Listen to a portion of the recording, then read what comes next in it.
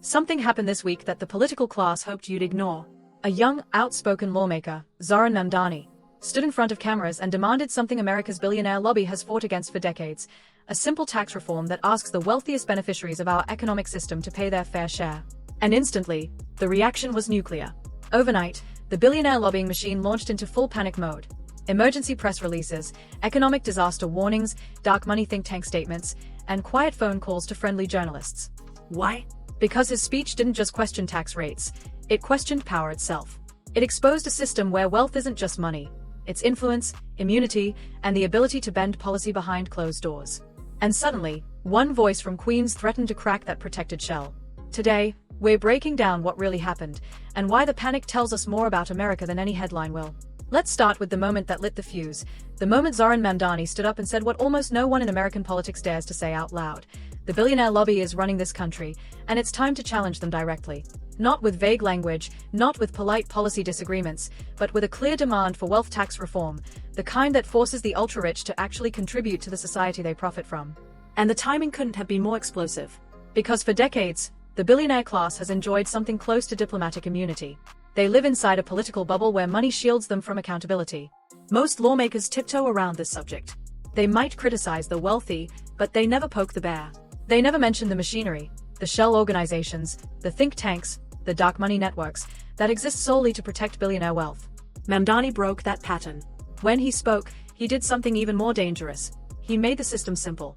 He stripped away the financial jargon and the elite-friendly narratives and laid out a fact most Americans already feel but rarely hear from their representatives: that many billionaires pay lower effective tax rates than the teachers who educate our kids, or the firefighters who run into burning buildings. When you put it in those terms, it's not a finance debate anymore. It becomes a moral question, a cultural question, a question of fairness, dignity, and who gets to shape America's future. And that's exactly why the billionaire lobby freaked out. Within hours, literally hours, the response machine kicked into gear. You could almost hear the panic echoing through the marble hallways of K Street. Suddenly, a parade of economic experts appeared on cable news warning of capital flight. CEOs released statements predicting job losses. Think tanks funded by hedge funds published white papers claiming innovation would collapse. All the usual fear triggers activated at once. But here's the truth Mamdani exposed: these warnings aren't about the economy. They're about control. The billionaire lobby has only one real weapon: fear. Fear of losing investment. Fear of losing jobs. Fear of scaring away wealthy taxpayers. But if you've ever wondered why these predictions never seem to match reality, it's because they are designed to distract, not inform. Mamdani called their bluff, and suddenly the curtain moved, revealing the interests hiding behind it. And this is what makes the moment so significant. For the first time in a long time, a lawmaker stood in front of the public and did not treat billionaire privilege as sacred territory. He treated it as what it is: a political decision made by people who benefit from the status quo. He framed wealth hoarding, not wealth itself, but hoarding, as a choice. And choices can be changed. That's why his speech felt like a cultural shift. It wasn't one more policy debate. It was the beginning of a new conversation about who gets to define the American dream: the families struggling to keep up, or the handful of individuals who have turned loopholes into an art form. And here's the real spark. Mamdani didn't just highlight inequality. He made it sound fixable. He made it sound like something regular people should demand, not politely request. That possibility, the idea that the public might stop accepting billionaire dominance as inevitable, terrified the elite far more than the tax proposal itself. Because if this one moment can ignite a broader movement, if other lawmakers start speaking with the same clarity, if more Americans begin asking the same uncomfortable questions, then the panic we saw on day one is nothing compared to what comes next. And that brings us to the deeper truth behind the meltdown: why the billionaire lobby's fear wasn't about economics at all, but about losing their monopoly on the narrative. Let's get something straight right from the start. The billionaire lobby didn't panic because Zohran Mamdani talked about numbers. Billionaires can handle numbers. They can hire accountants to make numbers disappear. They can buy think tanks to rearrange numbers into whatever narrative they need. No, they panicked because Mamdani broke the script. For decades, the wealthiest players in American politics have relied on one very simple strategy: keep the public confused. Keep the tax system so technical, so full of jargon, so wrapped in policy complexity, that ordinary people check out. And when people check out, the wealthy check in, shaping law behind closed doors, hiding loopholes in footnotes, and turning democracy into a shareholders-only meeting. This is why lobby groups like ALEC, the Club for Growth, and the private equity coalitions operate the way they do. Their power doesn't come from popularity, it comes from invisibility. The average American doesn't know who funds these organizations. They don't know how many bills elect ghostwrites. They don't know how private equity lobbies to protect carried interest, even after both Republican and Democratic administrations have publicly admitted it's a loophole that serves no legitimate purpose. Mamdani walked into this shadow system and flipped the light switch. And that is unforgivable in elite political culture. He didn't speak like a bureaucrat. He didn't present the issue as a technical debate. He didn't hide behind charts and economic formulas. He framed wealth concentration as what it truly is, a democratic threat, a structural imbalance, a system in which a tiny group of individuals have the power to steer policy, shape markets, and influence political outcomes without ever appearing on a ballot. When you describe wealth in moral terms, rather than technical ones, the conversation changes instantly. Because now people can understand it. They can feel it.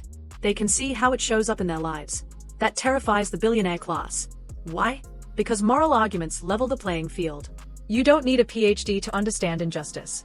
You don't need an economist to tell you when a system feels rigged.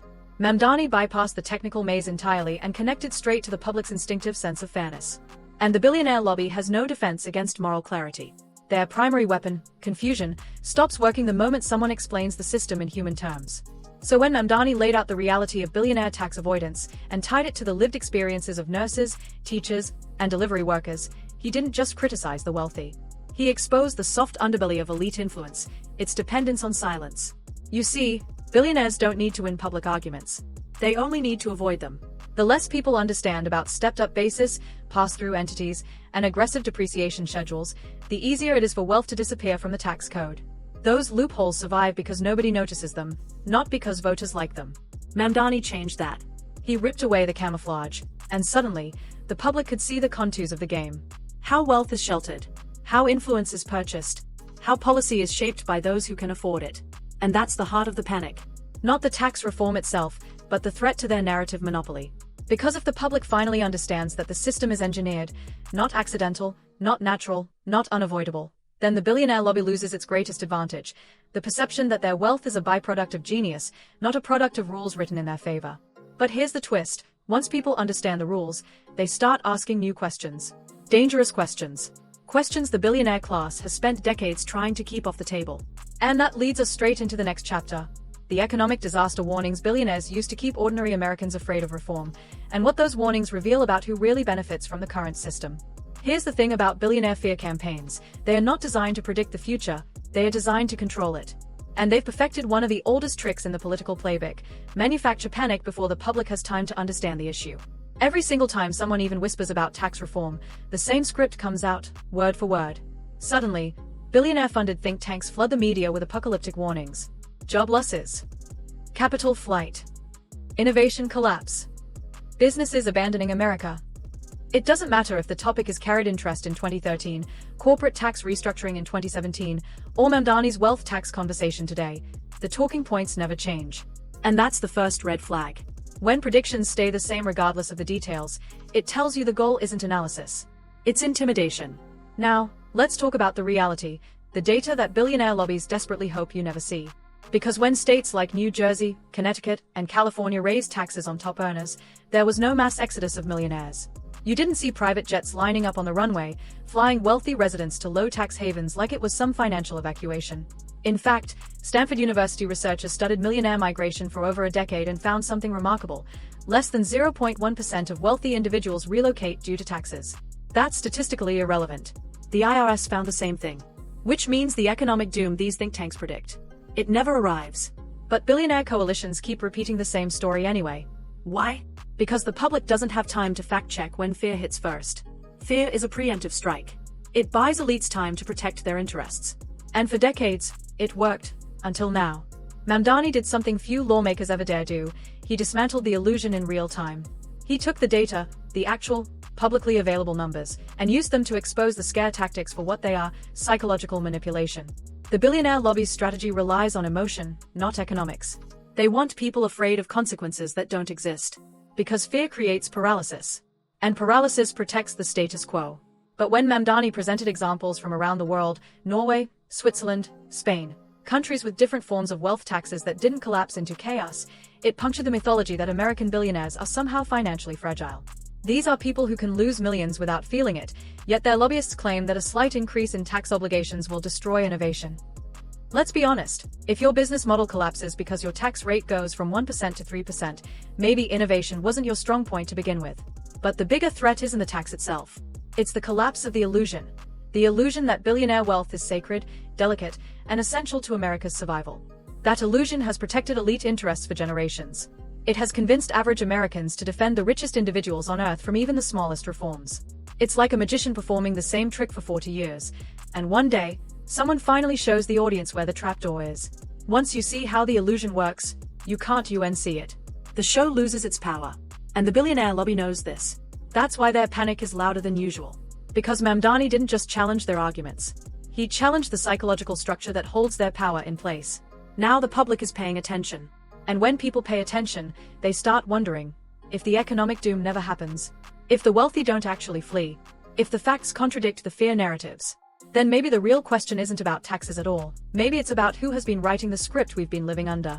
And that brings us to the deeper machinery behind the scenes, the political infrastructure billionaires use to enforce their will without ever stepping into the spotlight. If you really want to understand why the billionaire lobby reacted like a cornered animal, you have to look beyond the speeches, beyond the headlines, and straight into the machinery that actually governs American politics. Because the truth, the uncomfortable truth, is that policy in this country is created on two parallel tracks. One track the public sees. The other they are never meant to notice. Track one is the performance. This is where billionaire-backed institutions roll out their polished economists, their nonpartisan analysts, their white papers predicting societal collapse. They flood cable news with articulate spokespeople who use phrases like market destabilization, reduced competitiveness, and long-term investment uncertainty. It sounds academic. It sounds credible. And most importantly, it sounds scary. But track two?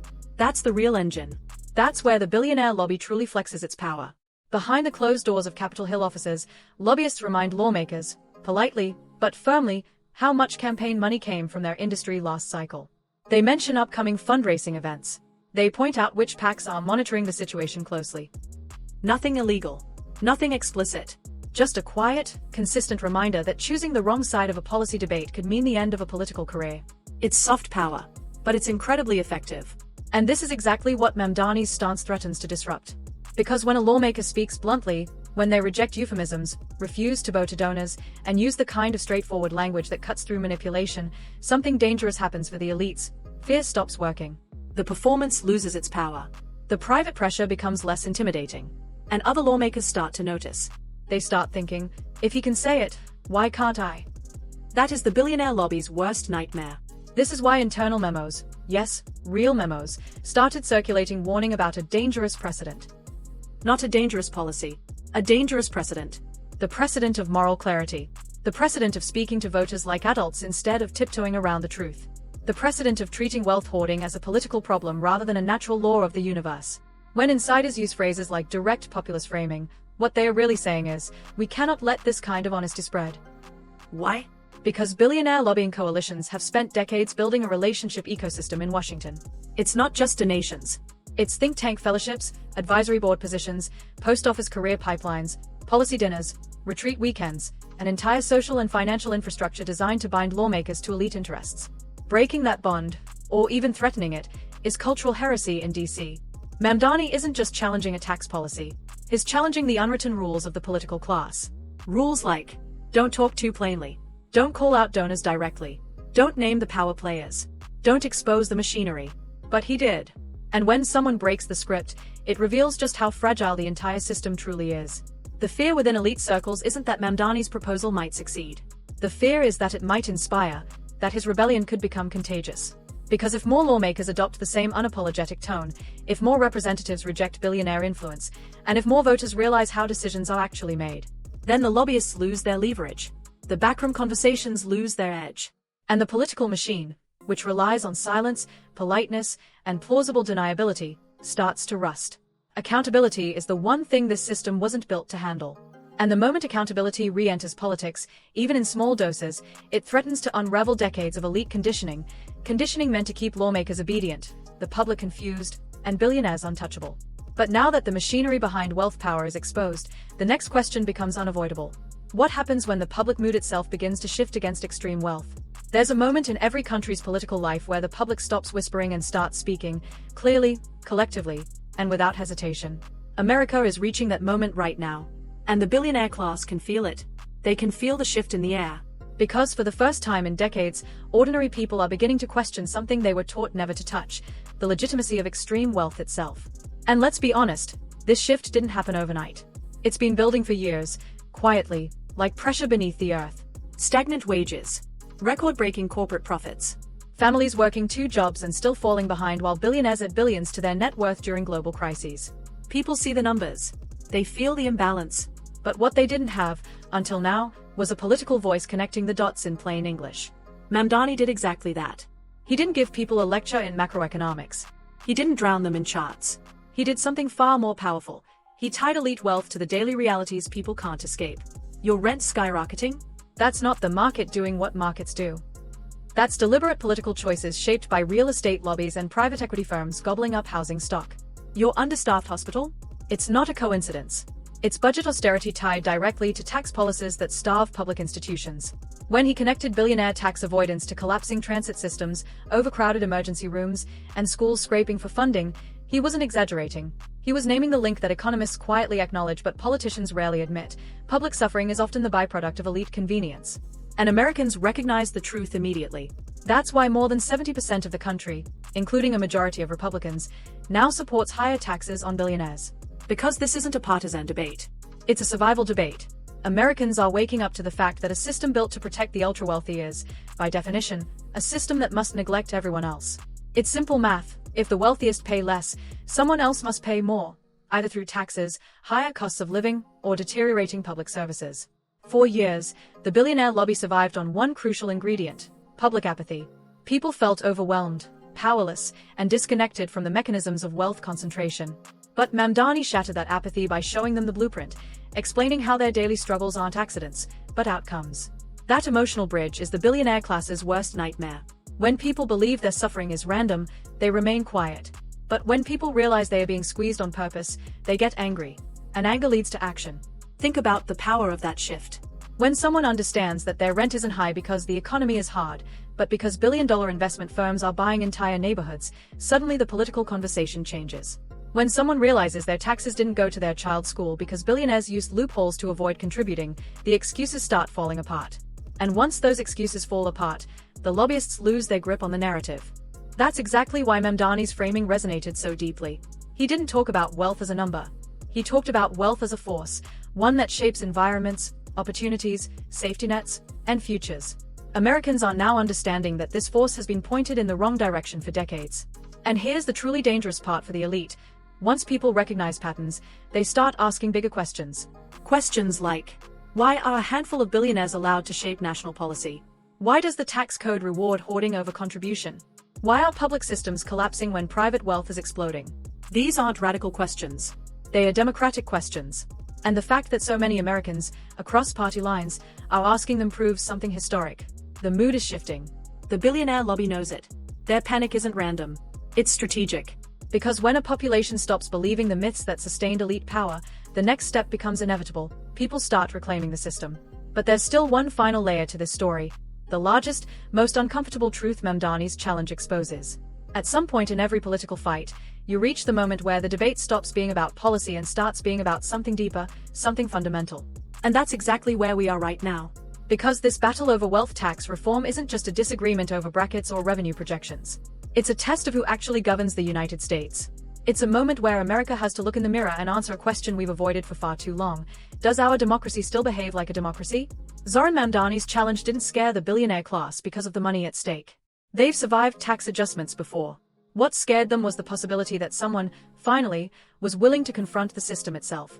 The invisible architecture. The unwritten rules. The power structure that sits above elections, above public opinion, above everything we teach children in civics class. Because if we're honest, American politics hasn't worked like a representative democracy in quite some time. On paper, voters choose lawmakers. In practice, donors choose outcomes. Think about how legislation is shaped. Who gets invited into closed-door briefings? Who sits on advisory panels? Who funds the research that lawmakers cite? Who sponsors the retreats where policy discussions happen off-camera? It's not the public. It's not the families struggling to pay rent or the nurses working double shifts. It's the wealthy few, hedge fund CEOs, private equity boards, corporate lobbyists, and billionaire-funded think tanks that call themselves policy institutes. Mamdani didn't just point this out. He forced the country to confront it. When he stood up and named the billionaire lobby directly, he wasn't just proposing a tax reform.